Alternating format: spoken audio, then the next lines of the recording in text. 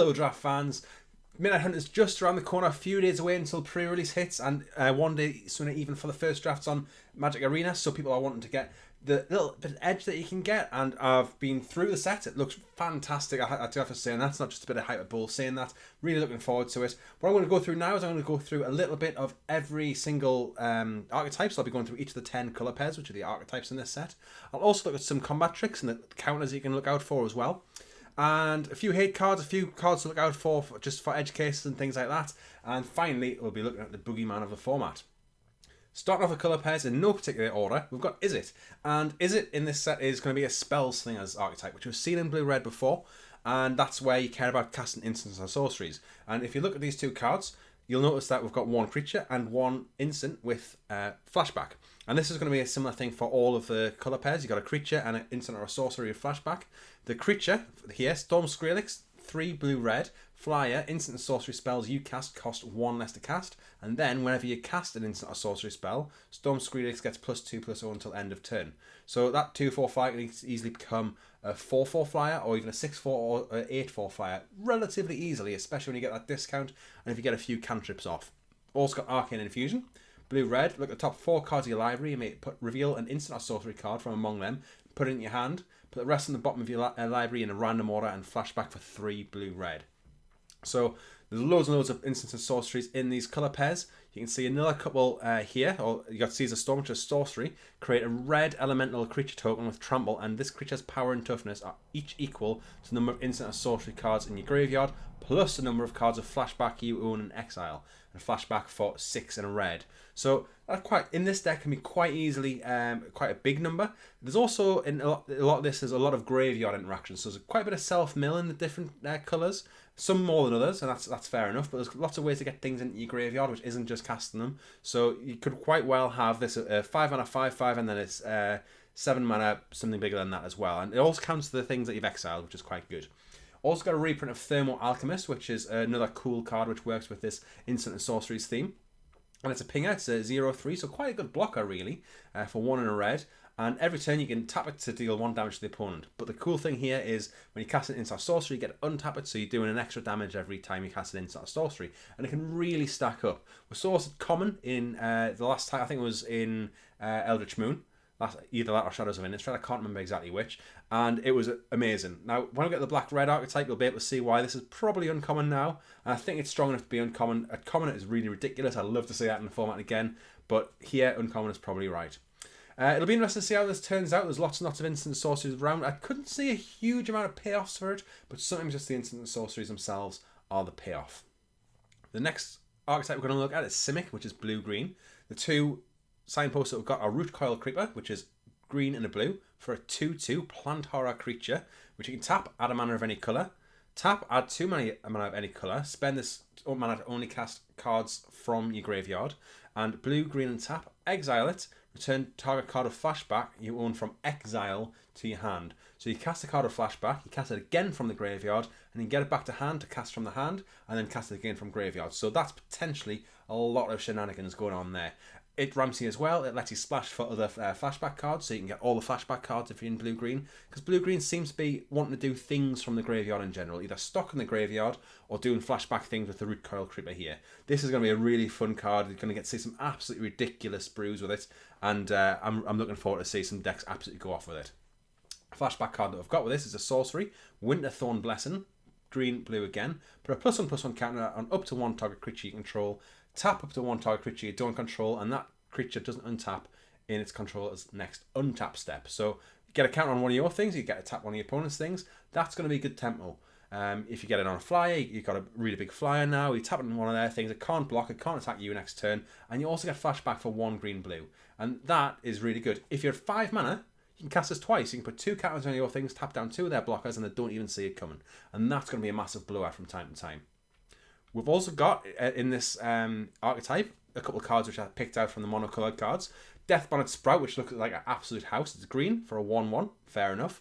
At the beginning of your upkeep, mill a card. Then if there's 3 or more creature cards in your graveyard, transform it. And you're going to be milling a card every turn. That's going to be quite easy to get creature cards in your graveyard.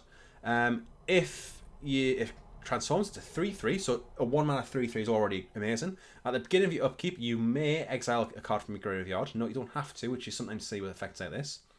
If a creature card was exiled this way, put a +1/+1 counter on Death Bonnet Hulk.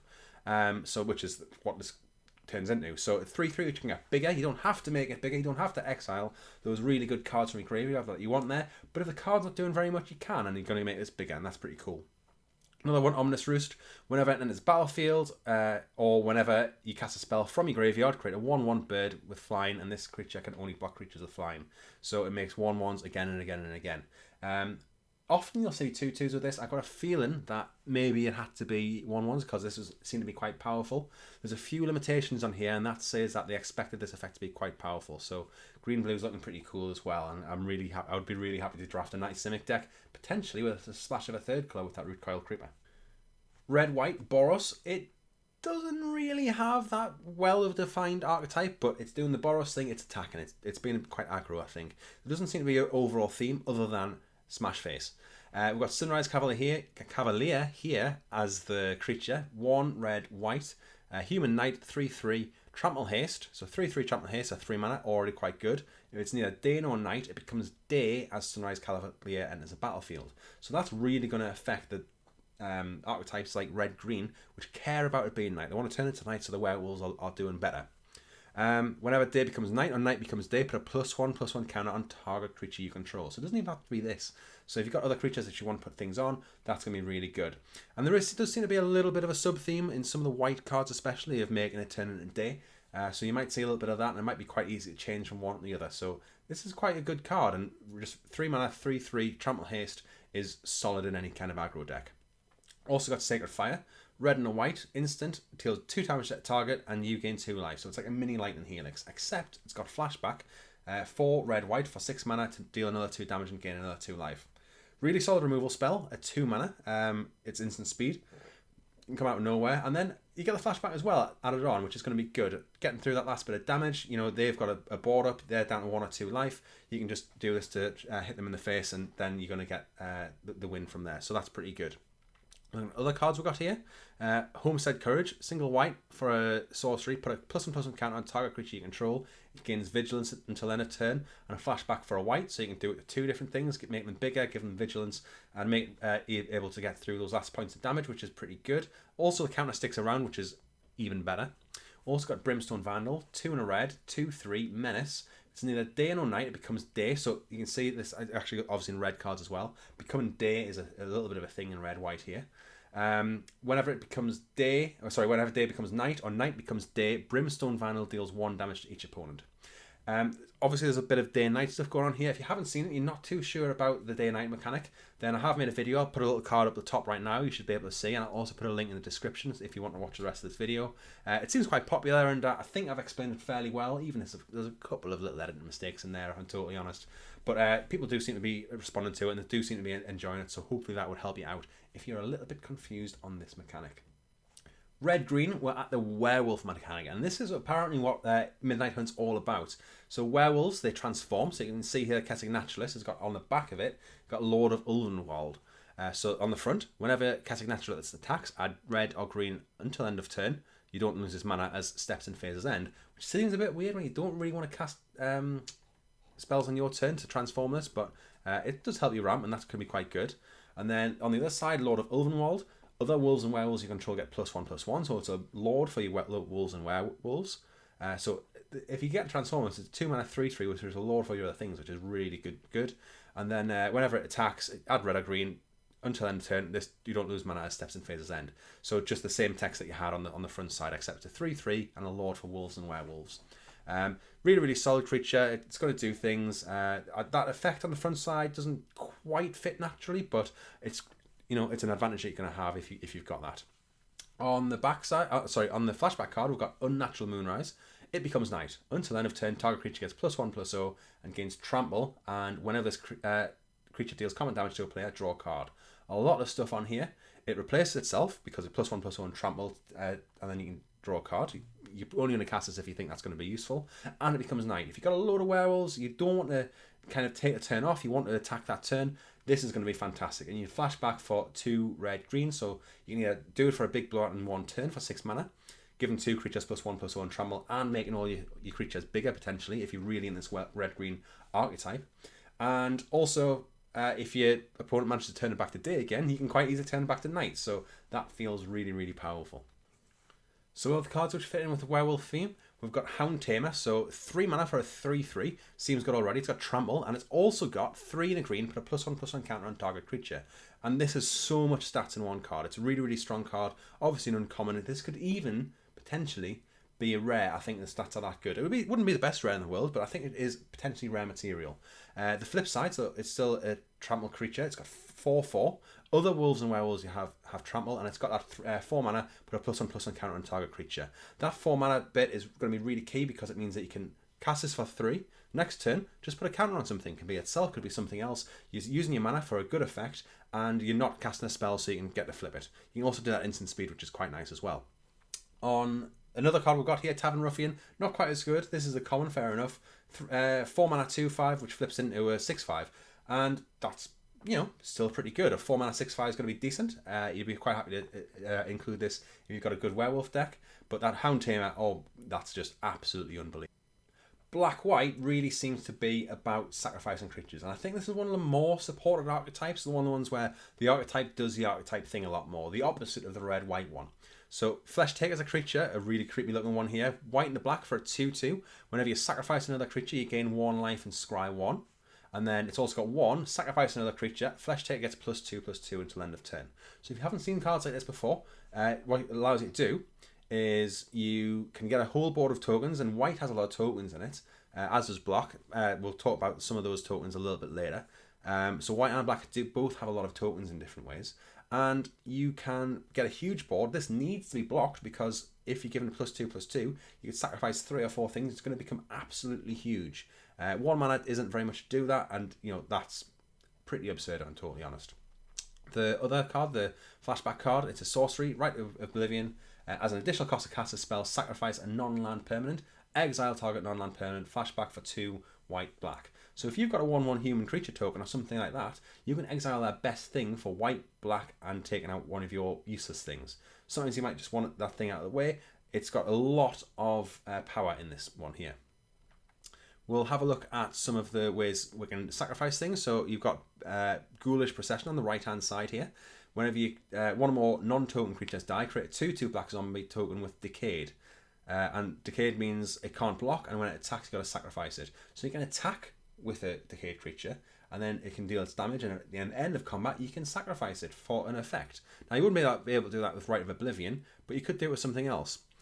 Bereaved Survivors, another way where we're looking at these sacrifice things and caring about your things dying. When another creature you control dies, transform it. And then whenever a Dauntless Avenger attacks, return target creature with mana value 2 or less from your graveyard to the battlefield tapped and attacking. It's going to be quite hard to get this through, but it's decent value, and if your opponent is kind of defense is down and you've managed to remove a creature, the value you're going to get is going to be absolutely phenomenal. Black-green, surprise, surprise, it cares about the graveyard. First of all, we've got Grizzly Ghoul, 4 mana, 4/3, trample, and it's a battlefield of +1/+1 counter on it for each creature that died this turn. So, if you're lucky, you will be able to get this to be like a 6/5 or something like that. As the format progresses, people will probably wise up to green-black, caring about things dying, won't trade off things quite as much, but this is still a pretty decent creature. Even if you get it to become a 5/4, it's quite a good rate, and it's got trample as well, so that's pretty good. Diagraph Rebirth, 3 black-green. The spell costs 1 less to cast for each creature that died this turn. Return target creature from your graveyard to the battlefield and flashback for 5 black-green. So it's a little bit like Unburial Rites, which is from a previous set where it was 5 mana on the front side and 4 mana on the back side.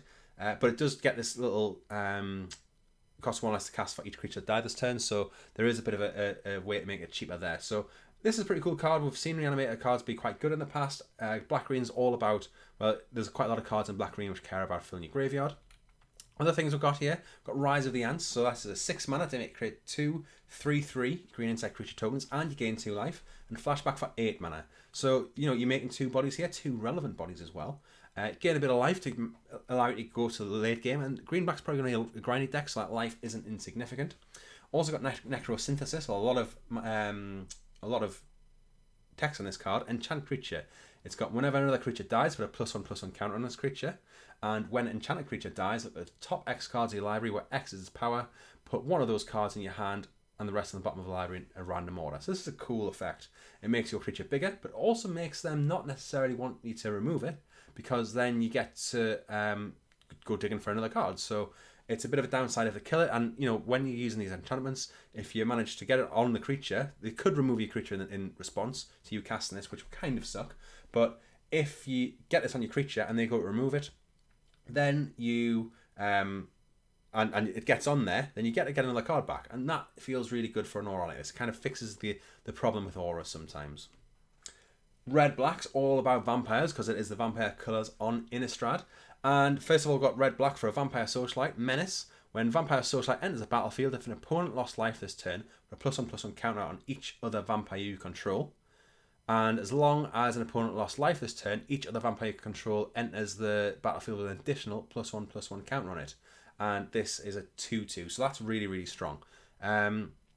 It doesn't get the counter itself, but this opponent losing life is the key part of vampires, of red black in this set. So that's probably why Thermal Alchemist isn't common, but this is going to be a really good pickup for this deck as well, because it just allows you to make the opponent lose life every single turn. And vampires getting the +1/+1 is fantastic, and it's like a 2/2 menace. Menace is going to help it get through to deal that damage. So this is all about getting damage to the opponent, being really aggro, and getting the damage through as well. Hungry for more, similar kind of idea here. Red and the black sorcery, create a 3/1 black and red vampire creature token with trample, lifelink, and haste. Sacrifice at the beginning of the next end step. So 3/1 haste, trample, and lifelink as well. Haste and trample is going to allow you to get in for some damage. It's really, really aggressive, and you get to flash it back for 1 black red as well. So I think being able to cast this twice is a really good rate. Other cards we've got in red black, we've got Bat Whisperer. So this is a 4-mana 4/2. Enters the battlefield. If an opponent lost life this turn, create a 1/1 bat creature token with flying. And this one does allow you to get a little bit more damage through in the next turn as well, because you get a 1/1 flyer, which is pretty nice. And Falkenrath Perforator, which is 1 red for a 2/1. When it attacks, it deals 1 damage to defending player. So if you get a really good start, if the opponent falters a little bit, they're probably going to want something down by turn 3. But if you're on the play, they might have only had turn 2, might not have had a 2-drop. You can get in with this. It's going to deal 3 damage to the opponent. You're going to get something else down. If you manage to get a blocker down and you really want to get your 3-drop down after they've lost life, then this is going to allow you to do that as well. And it might even trade off what they've got. So there's some really good effects you can get with this one as well. And it's just another little enabler which is going to really make the deck sing. Blue-black's another tribal archetype. This time we're looking at zombies. So first of all, Blade Stitch Scab, blue-black for a 2/3. Is there a downside? There's not. Other zombies you control get +1/+0. And, 2 mana for a 2/3 is already solid. It's a zombie, it's a relevant creature type, we're good there. Other zombies that you control getting +1/+0 is really good as well. Especially if you consider a lot of your zombies are going to have Decayed. So that's where it can't block, and at the end of combat it's going to be sacrificed. So it doesn't really matter if you're not pumping the toughness. It matters that you're getting through for that more damage. Turning your 2/2 Decayed zombie tokens into 3/2s is quite a big difference. The other one we've got here is Corpse Cobble. Blue and a black, as an additional cost to cast a spell, sacrifice any number of creatures. Create an XX blue and black zombie creature token with menace, where X is the total power of the sacrificed creatures. And I can see this being really good. Imagine you've got Blade Stitched Scab out. You're going to attack with 2 of these 3/2s. They don't let them through because they don't want to trade their creatures off with these 3/2s. They deal a damage. At the end of combat, because you can do this with Corpse Cobble, you can cast Corpse Cobble, sacrifice those 2 creatures that are going to die anyway, and create a 6/6 menace. That's incredible. In fact, it would be a 7/6 menace if you had a Blade Stitched Scab out. That's a hard word to say. It's also got flashback for 3 blue-black. So another way you can use this is if they got point a removal spell at a creature, you can cast Corpse Cobble. You'll sacrifice the creature that they're going to kill anyway, and you'll be able to create a creature with the same power as the one that died, except it's now got menace. And that seems like a really good plan as well. So Corpse Cobble, I'm really excited. I'm really high on this. Higher than I've heard other people talking. And I think it's going to be really, really good. Other things we've got in this combination is Falcon Abomination. Get my words out eventually. 3 mana for a 2/2 flyer. Not bad already for zombies, so it gets the pump from the Blade Stitch Scab as well, which is pretty good. But when it ends the battlefield, you create a 2/2 zombie creature token with Decayed. Now these creatures with Decayed, obviously they're not going to be amazing. It's not the same as getting a normal 2/2, but you're getting a Windrake here, a 3 mana 2/2 flyer, and you get another creature as well for sacrificing. So if you've got other sacrifice things, maybe if you're going to be a blue-white-black deck and you've got the black-white sacrificing things, it's going to be quite good. Hobbling Zombie as well, a 3 mana 2/2 Death Touch, already fine, but when it dies, it creates a 2/2 black zombie creature token with Decayed. So it creates one of those tokens, and that's solid value as well. Both of these are common. They seem really powerful commons, or pretty powerful commons, ones that you'd be happy to draft in pretty much any blue-black deck. So yeah, I think this is going to be a cool archetype and good crossover with some of the neighbouring colour pairs as well. Our penultimate archetype is green-white, and this cares about humans, but particularly what's called Coven. So you can see Coven on the first one, Dawnheart Wardens. 1 green-white is a creature, human warlock with vigilance. 3/3, so 3 mana 3/3 vigilance, already quite good. At the beginning of combat on your turn, if you control 3 or more creatures with different powers, so that's its power, as in power and toughness, creatures you control get +1/+1 until end of turn. So that's quite good. You got to get the 3 creatures. I think you've got to think about that, but there's lots of ways to enable that in this set. Also got Join the Dance. Green and white create 2/1/1 white human creature tokens with flashback for 3 green-white. So getting some more tokens on there. There does seem to be a few things with these 1/1 creature tokens in this archetype, so that's quite good. A couple other things which work in green-white is you've got Clarion Cathars, 3 and a white. When it enters the battlefield, create a 1/1 white human creature token. So that's going to get you 2 of your things for Coven already. If you get a 2/2 or a 4/4, you're off to the races because you'll have a 3 power, a 1 power, and then a 2 or a 4 power as well. We've got Contortionate Troop as well. X in a green. So the cool thing here is you can make it come in with X counters on it. You can choose how many counters. So if you need something with 2 power, you can just pay 3, 2 in a green, and it'll come in with 2 counters. It'll be a 2 power thing, and that's going to help you get Coven. And then at the beginning of your end step, if you control 3 more creatures with different powers, put a +1/+1 counter on target creature you control. So you can keep that Coven going, you can get the powers spreading around, and we've seen creatures like this where it's a X and a green comes in with X +1/+1 counters on it, but this has that upside, and I think that's going to really push it over the edge, because sometimes we've seen these cards be a bit rubbish. It's always going to come in under rate, but here, with Coven, and with this kind of enabling Coven by itself, it's going to help you get that Coven mechanic, that Coven trigger going at the end of turn.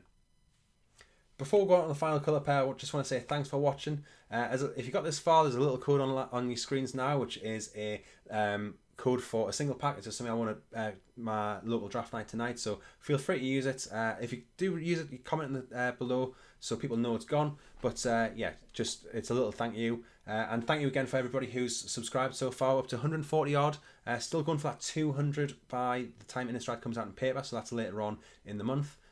Week on this Friday, so I've got quite a way to go before getting to 200, and hint hint nudge nudge, that's kind of what I'm saying this for.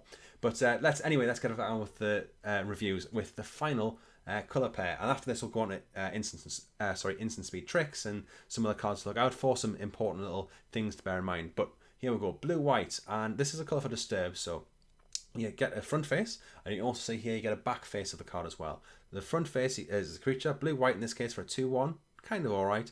Enters the battlefield, mill 2 cards, so you mill in your own deck. You fill in your graveyard for some of these graveyard effects we've talked about throughout.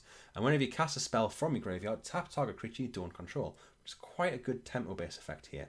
It's got Disturb for 1 white blue, and it transforms on the backside when you cast it from the graveyard using that Disturb. So it's kind of like flashback from the graveyard, except you get a slightly different creature on the other side. So the other side here is a 3/1 flyer, can only block creatures with flying, which is fine. And if it would die or be put in the graveyard from anywhere, exile it instead. So the transform side, if it's going to go to the graveyard, you're going to exile it. That's just to stop you from doing weird loop things as well. You can bounce this back to your hand and then cast the front side, then cast this back side again, which is quite useful sometimes, but I don't know how often you're going to be doing that. The flashback spell we've got here is Faithful Mendon, white blue, instant, gain 2 life, draw 2 cards, then discard 2 cards. It's got flashback for 1 white blue. And I don't think this is the best card. It's probably the worst card out of all 20 cards we've looked at so far. In fact, more than that, because we've looked at an extra 2 cards for each archetype. But it might be good in some grinding matchups, but I really don't see it. I don't think the draw 2 cards and discard, although you do want to fill your graveyard, it's going to be important. The gain 2 life might be good in aggro matchup. You might want to side it in if you're trying to go slow and the opponent's going too fast, but it's not going to be really a high pick card, even if you're solidly in blue-white. The other cards we've got here, so Beloved Beggar, it's a good example of one of these Disturb cards.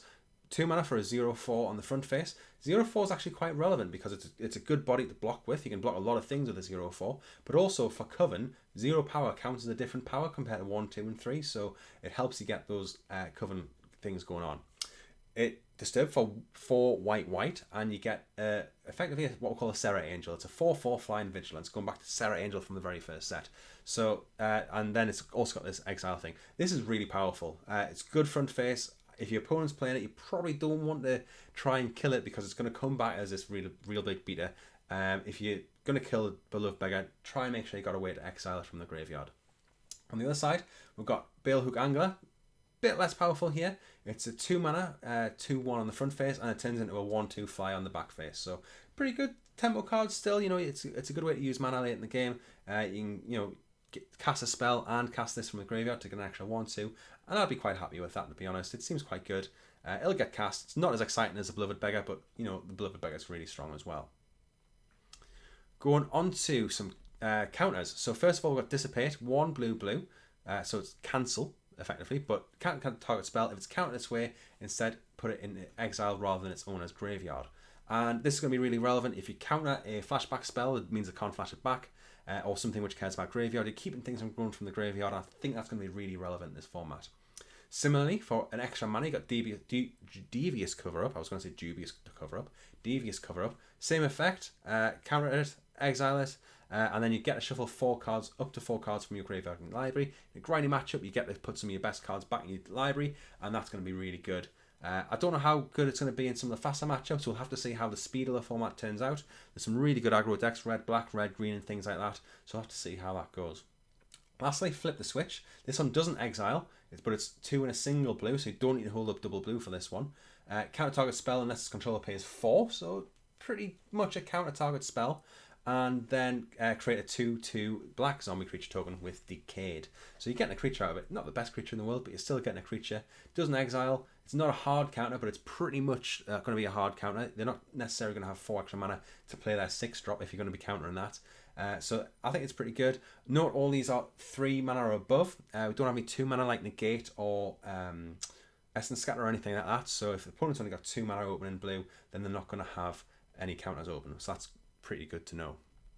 Looking at some of the combat tricks, and I used to look at all the combat tricks and all the instant speed effects that could happen, and I think that is still worth knowing for yourself, but I'm only going to go through, for simplicity's sake, the 1 mana ones. So actually blue and red have lots of these, and this fits in with their instants and sorceries theme. So we've got 4 here in blue. Generally card draw, you've got like Secrets of the Key and Fade and Hope, which are like tempo spells. You get the Scry one as well. Consider's drawing a card as well. And similarly with other World Decay. So a lot of these are about either card selection or card drawn. Fade and Hope is a way to bounce a creature. It's quite good unsummon actually. If it's a cheap creature or a token, you get a Scry one as well. And these are going to be quite good as well if you want to try and get 2 spells in a turn to flip all your opponent's werewolves back to the normal side. You can do it instant speed. They attack with what they think is a great board. You turn them all back to humans, and then you get to make profitable blocks in your way. So if your opponent's in blue and red, there's lots of ways they can double spell on your turn. No, actually, you've got to do it. I think you've got to double spell on your own turn. So, can't remember that. Double check that before you go. But double and spelling is going to be quite easy in the blue and red colours. Looking at, like I said, the red ones as well. You've got Lunar Frenzy. This is kind of like a fireball. So X and a red, you can cast it for just a single red, which is why I'm talking about it here. Target creature you control gets +X, +O, and gains first strike and trample. So it's going to win the combat. It's going to get extra damage through. You cast this for X = 6. It's going to be huge. If it's your 6/6 being blocked by their 1/1, it's going to do a whole lot of damage. But it's generally just going to allow you to win in combat as well. So it's not one of these ones where it says X can't be 0. X can be 0. So you can cast it for a single red just to give your creature first strike and trample. And sometimes that's going to be enough. Raise the Effigy. Destroy target artifact or target attacking creature gets +2/+2. So it's another combat trick here with an added bonus of destroying an artifact. Not as a huge amount of artifacts in this set, but it might be relevant. And finally, play with fire. 2 damage anywhere. And if it hits a player, you get a Scry 1. So lots of ways to kind of have a blowout against some of these other decks. And there's 3 very relevant spells here. Either when your opponent's attacking or when you're attacking into your opponent. In the other colours, we've only got one combat trick in each one. Turn the Earth, choose up 3 target cards in graveyard, so this is your graveyard of the opponent's. The owners of those cards shuffle them in libraries, you gain 2 life. This is quite good if your opponent's going to cast a Disturbed card, then you can, I believe, you can shuffle it back in their library. Might not be because you're going to cast it, but there are some effects in graveyards where this is going to be really, really useful. You can change their graveyard at a moment's notice. I don't think it's a great card. I think you probably wouldn't want to play this. A better version of it's actually Rotten Reunion, for this effect. Exile up to 1 target card from a graveyard, create a 2/2 black zombie creature token with Decayed. So you get to exile there to get instant speed, and you get a creature token as well. And it's also got flashback from 1 in the black. White, we've got a bit of a combat trick here. Target creature gets +2/+0 and gains life until the end of turn. When it dies this turn, create a 1/1 white spirit creature token. So you attacking your opponent. They've got this. They give one of their blockers lifelink. You end up with more life than you think. You thought you were going to kill them. They've got this. You don't kill them. They get a 1/1 as well, and this could really mess up your combat math. So just bear in mind, you'll potentially know if they've got this, because if they've only got a single white open and the on Arena, the priority is not changing fast enough for you. It's not skipping through their turn. They're gonna have Blessed Defiance. There's nothing else I think that they can have at this point. So again, something worth thinking about. Some other combat tricks and some other instant speed tricks which are going to be important. Ritual of Hope. Creatures you control get +1/+1 or +2/+1 if you have Coven. It's only 2 mana. We've seen this effect for more expensive in the past. You could quite easily have 2 of these in hand. Get a big board out, cast 2 of these when you're attacking. Everything gets +4/+2 and absolutely blow the opponent out. So bear in mind that your opponent might have, if you think about when you're playing around one of these, think what happens if everything gets 2 more power? All your blocks like that just so they can't blow out. Sometimes it's their only hope is that you block wrong. They're swinging, knowing that they're dead on the crackback, but they're trying to kill you in their attack. So that's something worth thinking about when you see your opponent make a big swing, big alpha swing. This is probably what they're going to have. Flare of Faith. Target creature gets +2/+2 until end of turn. If it's a human, instead it gets +3/+3 and gains indestructible until end of turn. If your opponent's got 2 creatures and you kind of want to destroy either of them, one's a human, one's not, and they've got 2 mana open, one of which is white. Sounds like quite a complex scenario, but it's really not. And you've got a removal spell. I would probably aim it at the non-human creature because they can't give that indestructible. And I think this will be relevant more times than it sounds when I'm talking about the convoluted way of looking at it. But just remember this card. If they've got a human and a non-human, and you're about 50-50 which one you want to kill the non-human, because they can't cast this on a non-human spell. Bloodline Cullen. This is relevant. It's one of the only rares I think we're talking about today, but creature tokens get -2/-2 until end of turn. It can blow out a white and black creature token-based decks. Now the weird thing is this is in black, which is going to have a lot of creature tokens, and it would affect their creature tokens as well. But this is something which you can get absolutely blown out by against another black deck. It's also got the failsafe of target creature gets -5/-5 until end of turn, which is still a decent card. And finally, the last combat trick we're going to talk about here is Blade Brand. And Blade Brand formats seem to be Blade Brand formats. This is a way for their 1/1 to kill your 6/6, and I think that's really relevant. You get to draw a card as well, so there's lots of value in here. It's not like it's an amazing card, but I think the formats where it's in, it's always noticed. You always need to be aware of it if you're playing against somebody who's playing black. If they've got first strike as well, obviously this means that they can just kill your thing outright pretty much. So it's a really relevant card. Other things that we've got here. So this is just a few effects which exile things from graveyards. I think that's going to be relevant to a lot of matchups. Just something to be aware of. That exiling stuff from graveyards is a thing which happens, and these all do that. I'm not going to go into them all one by one, but I've always talked about why that's useful. But in this format, getting rid of things in the graveyard is always going to be useful. And finally, I'm going to talk about the Boogeyman of the format. So here we have what I think is going to be the scariest card in all of not Zendikar Rising, all of Innistrad, Midnight Hunt, and Consuming Blob. It's the Tarmogoyf that makes more Tarmogoyfs. If you cast this, end of turn, you're going to get another one of these. And the next turn, you're going to get another one of these. They've got to remove it before it gets to the end of your turn for it to do nothing. And then they've also used a removal spell on it. So you don't even need to be able to untap with this. If they untap, you're going to get another one. Chances are you're going to have 3 different things in your graveyard. So it's going to be like a 3/4. Getting 2 3/4 for 5 mana, and then potentially more if you get to untap with it, is pretty relevant. I think it can get bigger than that. You can get lands, creatures, instant sorceries, enchantments, and artifacts in your graveyard. That's 6 things. Planeswalkers if you're really lucky. So there's lots of ways to get this into a 3, 4, 4, 5, even more, and by then you're just looking at a really, really value card. This will take over the game if I never draw that removal. And if it just got things like shocks, it's probably not going to kill it either. So this is a card I'm going to be really scared about seeing coming down the other side of the table if I don't have that removal spell in hand. And that's it. I'll be posting some videos of my first draft of the format, hopefully on Thursday. We'll see how that one goes. I'm really, really looking forward to it. I'm going to be playing pre-release in paper for the first time in so long. Really looking forward to going to my LGS for that. We're talking about a draft night tonight. And yeah, really, really can't wait. Thanks again for watching, and see you at the draft table.